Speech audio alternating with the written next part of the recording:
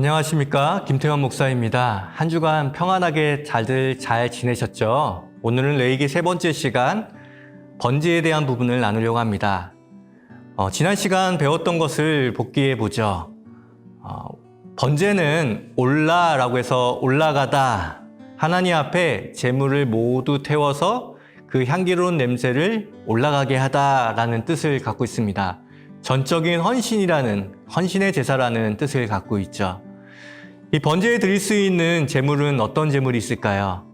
첫 번째, 소, 양, 염소, 그리고 비둘기를 드릴 수 있습니다. 하나님께서는 각자의 형편껏 이렇게 드리라고 말씀하셨습니다. 레위기 1장을 여러분이 함께 읽어보셨을 텐데요. 레위기 1장과 더불어 시므온의 이야기를 통해서 한번 번제의 내용을 한번 머릿속으로 상상해 보시죠. 함께 들어보겠습니다. 시몬은 하나님께 감사한 마음으로 자신의 가축 중에서 가장 좋은 양을 골라 하나님께 바치기로 결심했다. 그는 평소 짐에 두었던 양의 상태를 잘 살핀 후에 아무런 흠이 없다는 것을 확인하고는 성소로 가져갔다. 성소에는 이미 많은 사람이 다양한 목적으로 크고 작은 짐승을 바치려고 올라와 있었고 대사장들은 제사를 집행하느라 분주했다. 제단은 흥건한 피로 얼룩져 있었고 제단 주변에는 짐승들이 흘린 핏자국들이 여기저기 보였다. 그는 자기 순서가 오기까지 잠시 기다렸다가 양을 끌고 그의 번제를 담당할 제사장 앞으로 나아갔다. 제사장이 양에 흠이 없는지 구석구석 샅샅이 검사하여 살폈다. 합격 판정이 내려지자 시몬의 번제가 시작되었다. 그는 제사장이 보는 앞에서 자신의 손을 양의 머리에 얹고서 이 번제를 통해 비천한 자신을 받아 달라고 하나님께 기도하면서 왜 이 번제를 바치는지를 말씀드렸다. 그는 시편의 감사시를 낭송하며 하나님께 찬송을 올린 뒤에 도서룡 칼로 짐승의 고통이 최대한 빨리 끝나도록 목에 급소를 찔러 토설했다. 시몬과 제사장은 번제 절차를 따라 신중히 그 제물을 제단에 태워 바쳐 제사를 순조롭게 마쳤다. 시몬은 번제를 바치면서 하나님에 대한 헌신을 다시 한번 다짐했다. 정성을 다해 바친 제사는 하나님이 기쁘게 받으실 것이다. 잘 들어보셨나요? 딱딱하게만 느껴졌던 번제의 이야기가 여러 가지 그림으로 잘 그려지죠. 시몬이 어떠한 절차를 통해서 번제를 드렸는지, 그리고 시몬이 어떠한 마음으로 드렸는지 여러분들 잘 그려졌을 것입니다. 레위기 1장과 그리고 시몬의 이야기를 기억하시면서 번제의 순서에 대해서 함께 나눠보길 원합니다. 이 번제는 제사장과 그리고 헌제자가 교대로 왔다 갔다 하면서 주거니 받거니 드리는 예배입니다. 먼저는 헌제자가 안수 후 그리고 이제 도살을 합니다. 자신이 가져온 그 양이나 소 그리고 비둘기를 도살을 하는데요. 그리고 그 도살한 제물에서 나온 피를 양푼에다가 한가득 담습니다. 이 담아져 있는 양푼을 제사장에게 주면 제사장은 제단 벽에다가 뿌리기 시작합니다. 그리고 다시 헌제자는 가죽을 벗기고 각을 뜹니다. 그리고 각을 뜬 모든 고기를 제사장에게 주면 제사장은 제단 위에다가 올려놓습니다. 그리고 다시 헌제자가 내장 안에 있는 똥과 오염물을 다 제거합니다. 그리고 정강이도 잘 씻어서 그것을 다시 제사장에게 주면 제사장은 그것을 고기 위에다가 잘 쌓아놓습니다. 그리고 불을 사르고 모든 것이 타버리면 이 번제가 끝납니다. 여기서 질문 하나를 드리겠습니다. 여러분이 보기에는 이 제사 중에 헌제자의 역할이 더 큰 것 같습니까? 아니면 제사장의 역할이 큰 것 같습니까? 단언 이 헌제자의 역할이 훨씬 더 큰 것을 볼 수 있습니다. 도살하는 것, 그리고 가죽을 벗기고 각을 뜨는 것, 내장을 닦는 것, 이 모든 것이 다 수고스러운 일이고 그리고 꽤나 어려운 일입니다. 그 모든 일들을 다 헌제자가 한다라는 것이죠. 오늘날로 보면 헌제자는 예배자를 뜻합니다. 오늘날의 예배자도 이 구약 제사의 번제의 주인공처럼 그렇게 예배의 주체로서 그리고 예배의 가장 중요한 사람으로서 역할을 하고 있는지 우리에게 성경은 묻고 있습니다. 우리가 예배드릴 때 어떻게 하나요? 바쁜 일상을 접고 그리고 예배당에 와서 주일에 예배합니다. 때로는 준비되지 못한 모습으로 예배드릴 때도 꽤나 많습니다. 그러면 전문적으로 준비된 전문가들이 나와서 예배 여러 가지를 주도합니다. 찬양도 주도하고 그리고 또 대표 기도도 하고 그리고 말씀을 준비하신 목사님이 말씀도 선포하십니다. 그리고 여러 가지 절차를 다 끝난 후에 이제 축도를 마치면 이제 퇴장합니다. 때론 참 안타까운 장면 중에 하나인데요.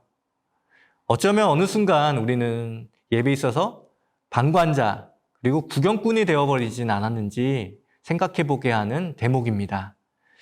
하나님께서는 이스라엘 백성에게 아주 독특한 제사법을 주셨습니다. 이 제사법은 절차가 독특했다라기보다는요, 참여의 비중, 빈도에 있어서 훨씬 더 독특함을 드러내는데요. 과거에 타 이방 종교에서 종교적 권력을 내세울 수 있는 두 가지 방법이 있었습니다. 첫 번째는 많은 것을 감추는 것입니다. 일반에게 공개하지 않은 제의적 표현이나 제의적 순서들이 있다는 것이죠. 그렇기에 그것은 사람들에게 신비감을 자아내고 그 자체가 종교 지도자의 권력을 상징했습니다. 그리고 두 번째로는 참여하는 참여들을 가장 줄이는 것입니다. 제사장이 훨씬 더 많은 역할을 감당하고 이 헌제자들은 아주 적은 역할을 하게 되는 것이죠.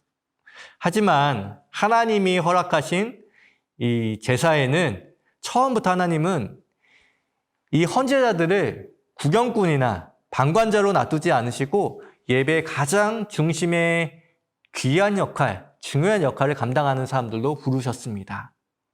하나님의 예배에 적극적 참여자로 부르셨다라는 것이죠.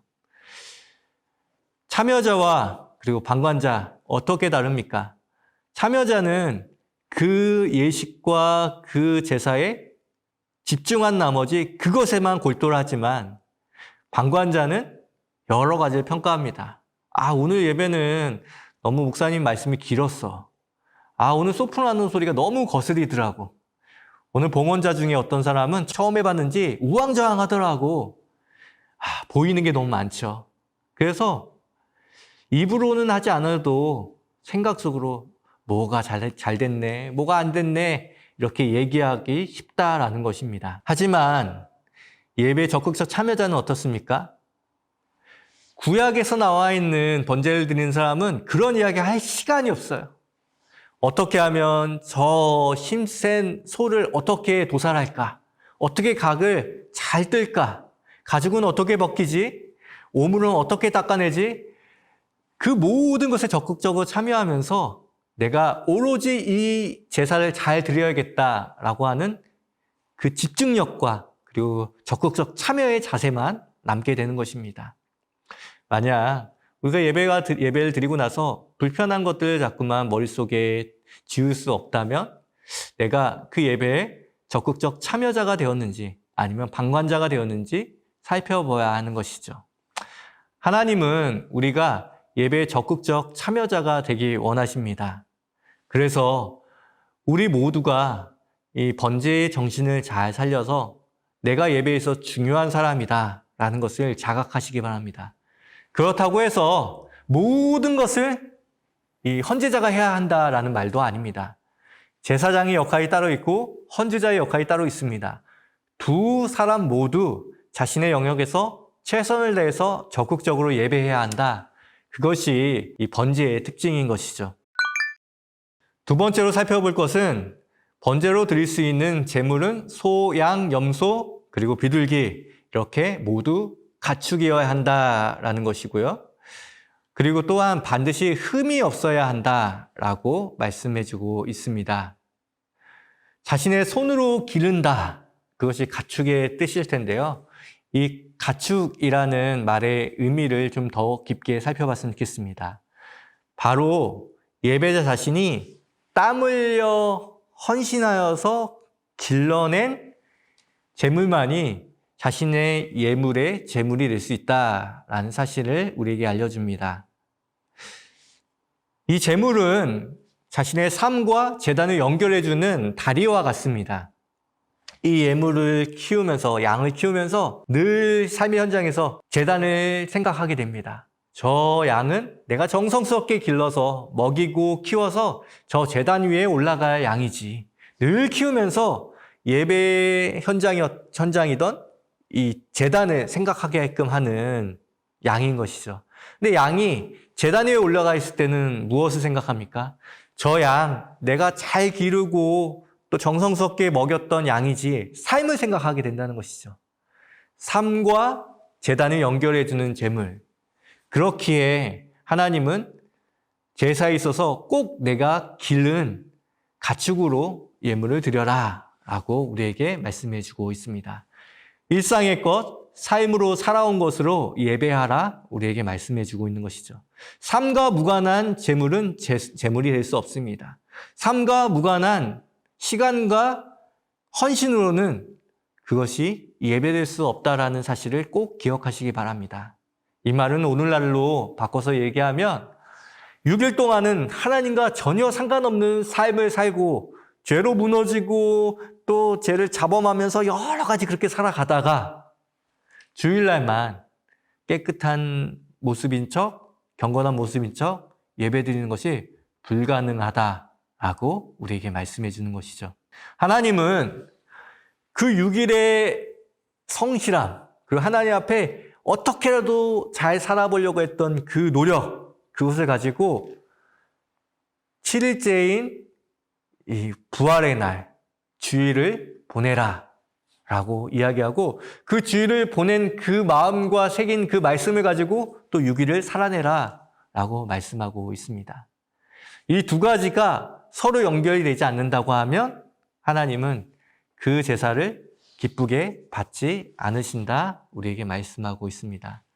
예수님 시대에 성전에서 매매되고 있었던 여러 가지 상황과 정황을 보시면서 예수님이 크게 화를 냅니다.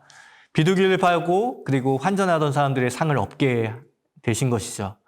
그런 이유는 그들의 탐욕과 그리고 그것으로 자신의 이득을 보려고 하는 그 탐욕을 예수님께서 멸하신 것이기도 하지만 그것에 분노하신 것이기도 하지만 하나님 앞에 삶이 없는 자신이 기르지 않은 자신의 삶과 무관한 예물을 그곳에서 와서 사서 예배하는 사람들의 삶과 연결점을 잃어버린 제물을 드리는 것은 아무런 가치가 없다, 소용이 없다라고 우리에게 말씀해주고 있는 것입니다.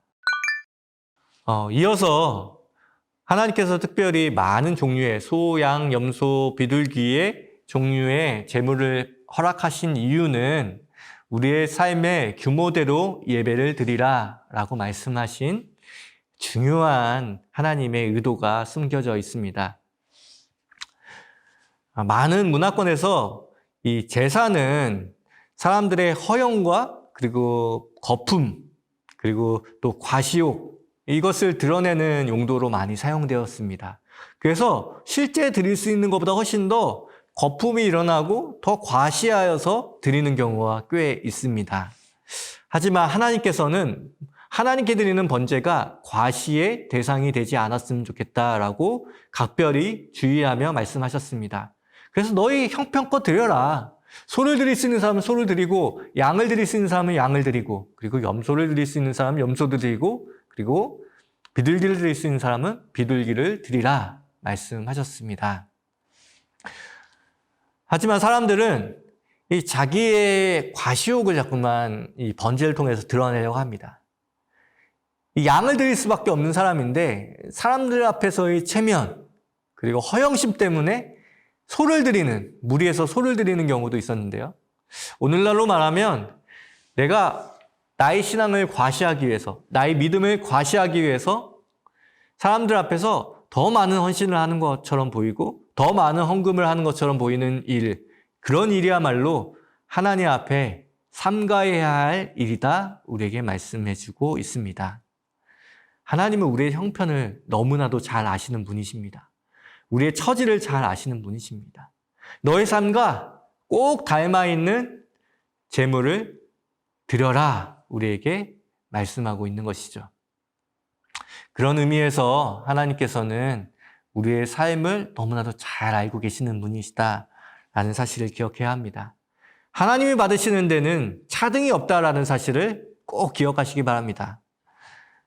오늘 말씀에 레위기 1장 9절, 13절, 17절에 모든 제사는 이렇게 마칩니다. 이는 화제라 여호와께 향기로운 냄새니라. 소를 드리고 나서 마무리하면서 이는 화제라 여호와께 향기로운 냄새니라. 그리고 양을 드리면서 이는 화제라 여호와께 향기로운 냄새니라. 비둘기를 드리면서 이는 화제라 여호와께 향기로운 냄새니라. 모두 100점짜리 만점짜리 제사였다. 그 규모의 문제가 아니라 그 모든 제사를 너의 삶의 규모 따라 드렸다고 하면 오케이, 만족한다 라고 우리에게 말씀하고 있는 것이죠. 그래도 어떤 분들은 이렇게 말씀하시는 분들도 있을 거예요. 그래도 이왕이면 하나님 앞에 더 많이 드리면 좋지 않겠습니까? 하지만 그것이 우리가 하나님 앞에 과시하려고, 이웃 앞에 과시하려고 드리는지 정확하게 되돌아보셔야 합니다.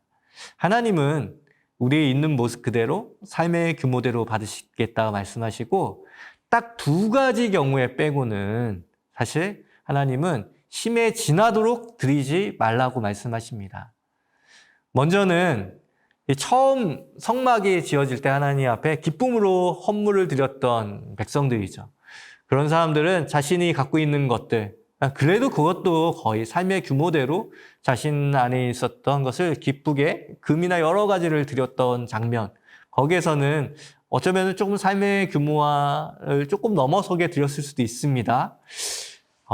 뿐만 아니라 가장 중요한 건 그것도 막 없는 사람이 드리진 않았겠죠. 그것도 거의 형편대로 드렸을 것이다 생각하게 됩니다.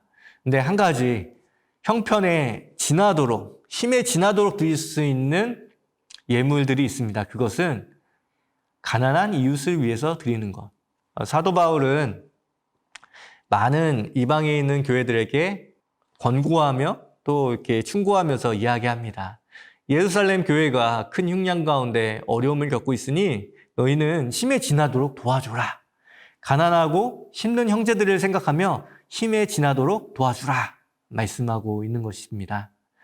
우리가 하나님 앞에, 하나님은 모든 만물의 주인이시고 모든 물질의 주인이십니다. 하나님은 가난하지 않으십니다. 하나님은 우리의 삶에 부어주신 그 은혜대로, 내 손에 있는 그 은혜대로, 그리고 너의 삶의 규모대로 드리라 말씀하십니다. 단, 다른 사람들 돕기 위해서는 좀 힘에 지나도록 하여도 내가 허락하마, 기뻐하마 말씀하시는 하나님의 그 자비와 또 섬세하심을 발견하게 되는 것이죠. 특별히 비둘기를 드릴 때 하나님이 가난한 자의 마음을 너무 잘 아신다라는 것을 다시 한번 살펴볼 수 있습니다. 이 비둘기는 다른 제물들은 헌제자가 다 각을 뜨거든요. 근데 이 비둘기는 워낙 작기 때문에 제사장이 각을 뜹니다. 근데 각을 뜰 때 이렇게 하나님이 명령하시는데요. 17절 말씀을 보면 또 그 날개 자리에서 그 몸을 찢되 아주 찢지 말고, 아주 찢지 말라는 것입니다. 워낙 봉헌하는 이 제물이 너무 작기 때문에 그것을 갈기갈기 각을 떠버리면 뭐가 숯인지 뭐가 이 제물인지 구분이 안 된다는 것이죠. 그래서 잘 갈라서 아주 찢지 않는 것. 그러니까 거의 이렇게 펴다시피 해서 가장 크게 보일 수 있는, 제물을 드렸는지 안 드렸는지 미미해서 전혀 보이지 않는 그 제물을 가장 크게 보이게끔 하라. 하나님의 놀라운 은혜와 배려이지 않습니까? 주님은 예수님 시대에 예수님의 고백을 통해서 이와 같은 고백을 하십니다. 아주 큰 부자가 헌금기에다가 많은 돈을 헌금합니다. 그리고 저 구석에서 사람들이 볼까 무서워서 두렙돈을 내는 과부를 보시면서 저 과부야말로 많은 것을 하나님 앞에 드린 사람이다 라고 하면서 치켜 세워 주십니다. 하나님께서는 삶의 규모대로 적지만 그래도 헌신하며 드리는 사람의 것을 가장 아름답게 향기로운 냄새다라고 하면서 받으신다라는 것이죠. 하나님이 여러분의 삶의 규모를 모르지 않으십니다. 우리의 머리털까지 세신 바 되신 하나님을 찬양드립니다. 여러분의 삶의 규모를 너무 잘 아시기에, 여러분의 씀씀이를 너무나 잘 아시기에 주님은 우리에게 삶의 규모로 드리라고 하신 그 말씀을 우리가 충실히 행해 나가는 것, 그것이야말로 하나님 앞에 온전한 번제를 드리는 일이겠죠. 이어서 제물을 드릴 때 헌제자는 그것을 각을 뜨고 그리고 내장에 있는 더러운 오물들을 다 제거하라고 말씀하고 있습니다. 여기서 각을 뜬다라는 표현을 잘 보셨으면 좋겠는데요. 이 각을 뜨는 것, 이것은 시편 51편에 나와 있는 상한 심령이라는 단어와 맞물려 있습니다. 다윗이 어떤 사람입니까? 다윗은 그 시대의 최고의 예배자였습니다. 제사가 무엇인지 잘 알고 있는 사람이었는데요. 우리 다윗의 고백을 한번 살펴보기 원합니다. 시편 51편 17절 말씀에 보면 하나님께서 구하시는 제사는 상한 심령이라 하나님이여 상하고 통회하는 마음을 주께서 멸시하지 아니하시리이다. 아멘. 하나님께서는 이 다윗을 통해서 진정한 제사가, 하나님이 원하시는 제사, 구하시는 제사가 어떠한 제사인지 우리에게 보여주는데요. 마치 제물이 각이 하나씩 하나씩 다 각도지는 것처럼 우리의 심령이 하나씩 하나씩 다 상하다라는 것이 각을 뜨다라는 표현이거든요. 다 각을 뜨듯이 모든 것이 하나님 앞에서 각이 떨어져 있는 그 마음, 그 상한 마음을 주님 받으신다 말씀하십니다. 하나님은 흠없는 사람, 흠없는 제물을 받는다라는 것 때문에 나는 완벽해야 돼. 하나님 완벽한 것들을 늘 추구하셔. 그렇게 생각하기 쉬운데요. 하나님은 삶의 성실로서의 흠없는 삶을 원하시지만 우리의 실패한 마음, 관계에 찢어진 그 마음, 그 모든 찢어진 마음을 하나님 받으시겠다 말씀하고 있습니다. 하나님은 우리의 상한 마음이야말로 진정한 제사의 예물의 첫 번째 조건이다라고 말씀하십니다.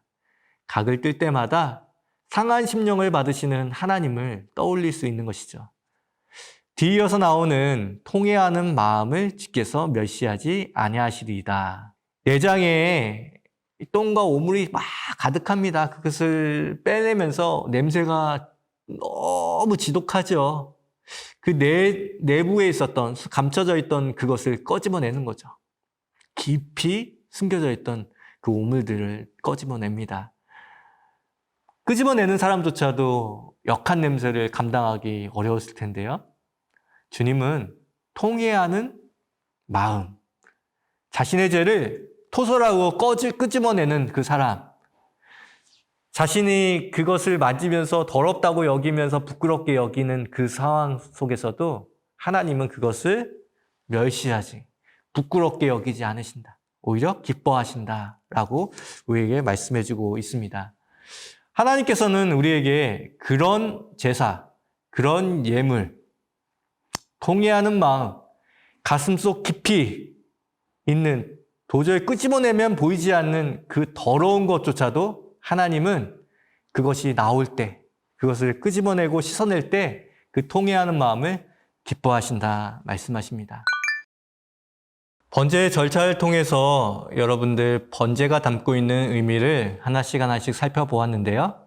번제는 레위기에 처음 등장하는 제사는 아닙니다. 창세기 곳곳에 이 번제가 등장하는데요. 우리가 알고 있는 유명한 번제 3가지만 한번 살펴보죠. 먼저 창세기 4장이 보여주고 있는 번제의 모습 안에서는 어떠한 내용이 담겨 있을까요? 제물 따로 그리고 헌제자 따로가 아니다라는 의미를 다시 한번 새겨볼 수 있는데요. 레위기 1장 4절 말씀에 보면 이렇게 나와 있습니다. 그는 번제물의 머리에 안수할지니 그를 위하여 기쁘게 받으심이 되어 그를 위하여 속죄가 될 것이라. 여기서 머리에 안수하다라는 뜻이 있는데요. 이 안수하다라는 것은 사마크라고 해서 의지하다, 기대다, 누르다. 그냥 단순히 손을 머리에 탁 갖다 대는 것이 아니라 이렇게 누른다. 그리고 거의 힘을 다해서 기댄다라는 뜻을 갖고 있습니다. 제물따로 또 봉헌자, 헌제자 따로가 아니라는 것을 가장 극명하게 보여주는 건데요. 이렇게 하는 이유는 이 제물에게 내 죄와 내 모든 것을 전가한다. 그런 의미가 아니라 이 제물이 나다. 떠맡기는 게 아니라 나인 것을 확인하는 작업. 이렇게 안수하고 기대고 의지하는 것. 그것은 이 제물이 나다라는 것을 인식하는 순간입니다. 이 가인과 아벨의 제사에도 제물과 그 헌제자의 이 독특한 관계를 보여주는데요. 이 아벨은 이 어린 양으로 제사를 드리고요. 가인은 이제 곡식의 첫 소산을 가지고 예배를 드립니다.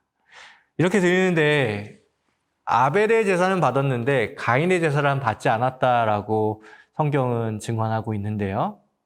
왜 그럴까요?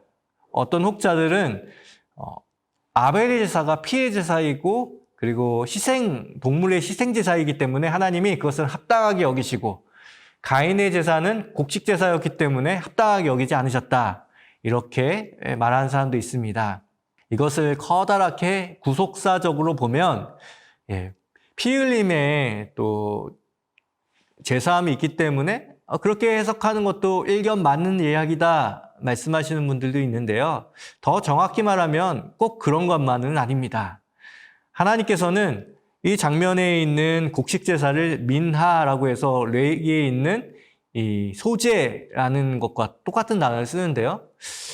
하나님께서는 이 소제를 통해서도 사람의 죄를 속해 주셨기 때문에 그 제사가 꼭 하나님 앞에 부적합하다라고 너무 손쉽게 결론을 내리는 것은 좀 잘못된 일입니다. 오히려 말씀 안에 있는 맥락만 잘 봐도 이 문제가 왜 그런지를 우리가 알 수 있는데요. 창세기 4장 4절 말씀에 보면 아벨과 그의 제물은 받으셨으나 가인과 그의 제물은 받지 아니하신지라 라고 말씀하고 있습니다. 아벨과 그 제물, 가인과 그 제물. 하나님께서는 제물에 관심이 있으신 게 아니라 제물과 그 제물을 드리는 그 사람, 그것이 중요하다 말씀하시는 것이죠. 가인과 아벨이 드린 제사에는 제물에는 아무런 하자가 없습니다. 하지만 하나님께서 특별히 가인과 그 제물, 아벨과 그 제물 이렇게 말씀하신 이유는 제물과 그리고 헌제자가 분리될 수 없다. 이후에 가인이 자신의 제사를 받지 않은 하나님에 대해서 분노를 그치 못하고 이 아벨을 죽인 것만 봐도 그의 마음에 중심이 어디에 쏠려 있었는지를 정확하게 보여주는 거죠. 제물 따로 그리고 헌제자 따로가 아니라 그 제물에 안수한다는 것은 그 제물과 나가 똑같다. 그 제물을 흠없이 기른 것처럼 너의 마음의 중심도 흠이 없어야 한다. 그렇기에 아무리 제물이 완벽해도 계산적으로 완벽하고 흠도 없어도 그 예물을 드리는 헌제자의 마음의 중심에 흠이 있다면 그 제사는 온전할 수 없다 말씀하고 있습니다. 두 번째로 번제는 창세기 8장에 노아의 홍수에서 나와서 번제를 드린 노아의 번제를 우리가 살펴볼 수 있는데요. 이 번제의 성격은 좀 다각적입니다. 첫 번째로는 이 심판에서 나를 구원해 주신 하나님께 감사합니다라는 뜻의 감사의 성격의 번제이고요. 두 번째로는 하나님 다시는 이 엄청난 심판을 인류에게 내려주지 마십시오라고 말하는 탄원적인 성격의 번제의 성격입니다. 그리고 마지막으로는 하나님, 이 모든 사람들의 죄악을, 하나님이 물론 심판할 수밖에 없는 죄악을 사해해 주십시오라고 말하는 사제의 성격이 있습니다. 하나님 앞에 번제를 드릴 때는 감사한 마음으로 자원하여 드린다라는 그 의미가 노아의 방주에서 나온 노아의 번제에서 잘 드러나고요. 그리고 탄원하는 내용들도 잘 드러납니다. 특별히 번제에 있어서 사죄하는 영역이 있느냐 없느냐에 대한 부분에서 성경을 보는 사람들마다 조금씩은 다른데요. 예, 많은 사람들의 많은 의견도 있지만 이렇게 정리할 수 있을 것 같습니다. 레위기에서는 이 번제 말고도 5대 제사 4가지의 제사가 더 많이 나오죠. 그때는 제사가 여러 가지로 더 많이 분화되어 있었다라고 보면 될 것 같고요. 그리고 창세기에 나와 있는 창세기의 다른 제사들도 좀 간혹 나오긴 하지만 대표적인 모든 것을 포괄할 수 있는 제사의 대표적인 제사가 번제였습니다. 그렇기에 번제에 이렇게 레위기에서 세분화되기 전에 속죄에 대한 부분을 다소 번제에서 그 역할을 감당했다라고 보는 게 좋을 것 같은데요. 목사님, 내용에도 속죄라는, 번제에서 속죄한다라는 말이 나오지 않습니까? 이렇게 얘기하시는 분들 계실 텐데요. 여기서 속죄라는 단어와 속죄제에 대한 속죄 단어는 좀 다릅니다. 약간 대신한다라는 의미가 훨씬 더 번제에 나와 있는 속죄의 단어에 가까운데요. 예. 그래서 번제가 속죄하는 기능이 있다, 없다, 이렇게 갑론을박이 있습니다. 하지만 있었으나, 그리고 있기도 하나, 이제 레위기에 와서는 속건제와 속죄제가 이 죄를 속하는 영역을 충분히 감당하기 때문에 오히려 번제는 감사제, 그리고 또 자원제의 성격, 하나님 앞에 전적인 헌신의 성격이 훨씬 더 크다라고 알고 계시면 됩니다. 마지막으로 아브라함의 번제인데요. 우리가 알고 있는 대표적인 번제이죠. 아브라함에게 이삭이란 존재가 어떤 존재였겠습니까? 이삭은 눈에 넣어도 아프지 않을 귀한 자녀. 아브라함의 모든 것이라고 표현해도, 아니 모든 것 그 이상이라고 표현해도 지나치지 않을 만큼 아주 소중한 존재, 그것이 이삭이라는 존재인데요. 이삭을 번제로 드리라는 하나님의 명령을 듣습니다. 그의 마음이 얼마나 무너졌을까요? 하지만 하나님 앞에 전적인 헌신과 믿음을 보여드림으로 모리아산에 가서 번제를 드리려고 합니다. 하나님이 이것을 보시고 아브라함이 전적인 헌신을 했다. 모든 것을 올려드렸다. 모든 것을 믿음으로 올려드렸다라는 의미에서 번제가 갖고 있는 1차적인 의미, 모든 것을 드리는 믿음, 모든 것을 드리는 제사라는 것이 여기에 담겨져 있다라고 하는 것이죠. 여러분들도 이 전적인 헌신, 아브라함이 했던 전적인 헌신을 바라보면서 나도 내 삶의 모든 것을 드렸으면 좋겠다. 하지만 하나님은 내 삶에 그 이상의 것을 드리는 것이 아니라 내 삶의 규모의 그 중심의 모든 것, 그것을 받기 원하시는 분이다. 우리에게 말씀하고 있습니다. 이렇게 오늘 번제에 대해서 함께 살펴보았는데요. 마지막으로 코로나 시대와 번제라는 주제로 함께 나누고 오늘 강의를 마무리하려고 합니다. 지난 한 해와 올해는 코로나 시대로 인해서 크나큰 어려움들이 많았죠. 특히 작년 말에는 교회가 마치 코로나의 전염병의 진앙지처럼 여겨져서 수치와 또 모멸을 당했습니다. 참 안타까운 일이고 참 아쉬웠던 일들인데요. 많은 교회가 방역 지침을 잘 지켜서 성실하게 했는데도 불구하고 여러 군데에서 뜻하지 않게 피해를 입힌 교회들도 있고 또 때로는 어려움을 끼친 교회들도 있습니다. 그 모든 것을 차지하고 하나님께서 그래도 믿는 사람들에게 이 시대 가운데 꼭 필요한 역할, 그것들을 요구하고 계시다는 것을 꼭 번제를 통해서 생각해 봤으면 좋겠습니다. 하나님 앞에 교회는 어떤 공동체일까요? 하나님 앞에 가장 아름다운 것, 가장 귀한 것, 가장 가치 있는 것을 드릴 수 있는 공동체. 그것이야말로 교회일 것 같습니다. 그렇다면 교회는 소와 양과 염소 그리고 비둘기 중에 무엇을 드릴 수 있는 공동체일까요? 저는 최고의 가치, 가장 큰 것, 소를 드릴 수 있는 공동체가 이 주님이 허락하신 은혜 공동체인 교회라고 생각합니다. 소는 인류 문명에 아주 커다란 역할 두 가지를 하는데요. 첫 번째는 먹고 사는 문제를 해결해 준 것입니다.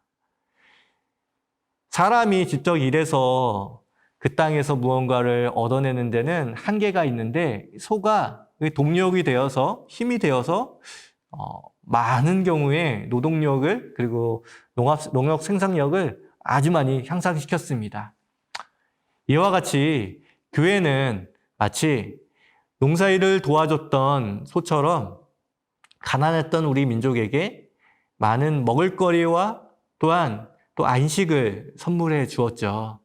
경제적으로 어려울 때 많은 어려운 사람들 도와주었고, 그리고 소망이 없는 사람에게 소망을 주었고, 내일이 없는 사람들에게 내일은 하나님의 은혜가 또 우리에게 주어질 것이다 라는 소망 가운데 더 힘차게 일하고 더 도전하고 그렇게 하면서 우리나라의 경제 성장이 꽤나 많이 올라갔습니다. 교회도 정말 많은 부분에 있어서 우리가 먹고 사는 문제들을 해결해 준 귀한 소와 같은 역할을 감당했습니다. 그 모든 일에는 하나님의 은혜가 있는 것이죠. 그리고 소는 두 번째로는 인류 역사상 이 병에 대한 예방, 그리고 병으로부터, 질병으로부터, 특별히 전염병으로부터 해방의 시간을 우리에게 허락해 주었습니다. 에드워드 제너라는 사람이 있는데요. 이 사람이 처음으로 예방접종을 만들어낸 사람인데요. 이 소에서 나오는 우두를 통해서 접종을 해봤더니 이 천연두에 예방 효과가 있더라. 그래서 이것을 인해서 천연두가 일부 거의 다 정복되었습니다. 이때부터 예방이라는 백신이라는 단어가 시작되는데요. 이 백신이라는 단어 자체에 이 라틴어 베카라는 단어에서부터 왔는데 이 베카라는 단어가 소라는 뜻입니다. 소에서 나온 물질로 사람의 질병을 예방하는 것, 그래서 백신이라고 얘기하죠. 우리 모두가 간절히 기다리는 것, 그 백신이라는 뜻이 소에서부터 나왔습니다. 하나님께서는 먹을 것을 해결해 줬던 그 교회의 역할, 그렇게 다 드려짐으로 교회의 역할을 다 했던 것처럼 위기에 놓여 있는 한국 사회와 세상 가운데 이 소와 같이 온전히 드려질 세상을 회복하는 회복의 단초가 교회에 드려짐으로 온전히 모든 것을 태워 드려짐으로 시작될 것이다 말씀하고 있는 것이죠. 역대상 21장에 보면 인구조사로 인하여서 전염병이 돌게 됩니다.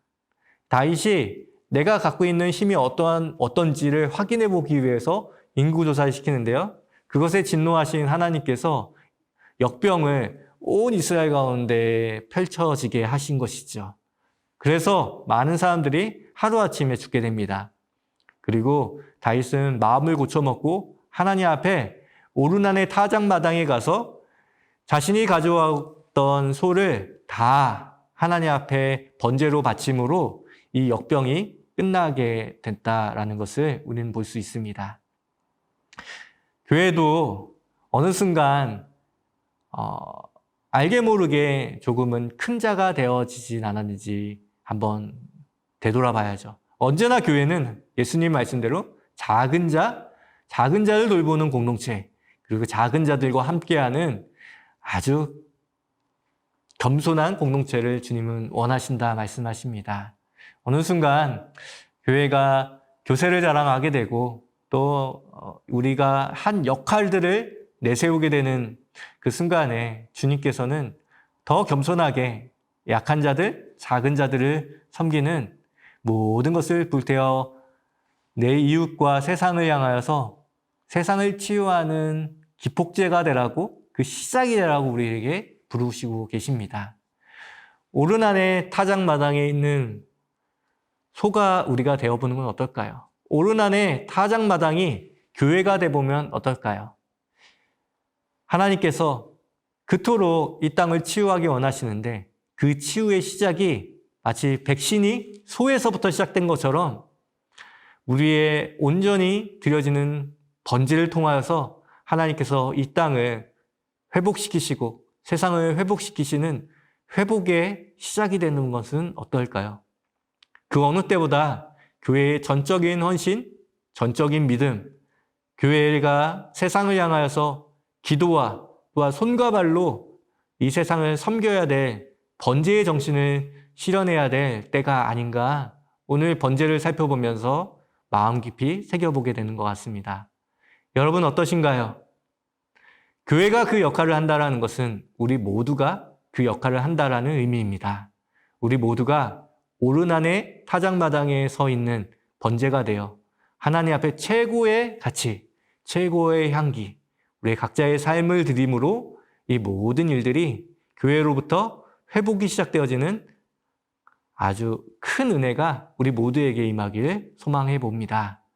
오늘 강의는 여기서 마치고요. 다음 주에 소재라는 주제로 함께 은혜를 나누려고 합니다. 레위기 2장 읽어오시는 거 잊지 마시고요. 한 주간 평안하시기 바랍니다. 감사합니다.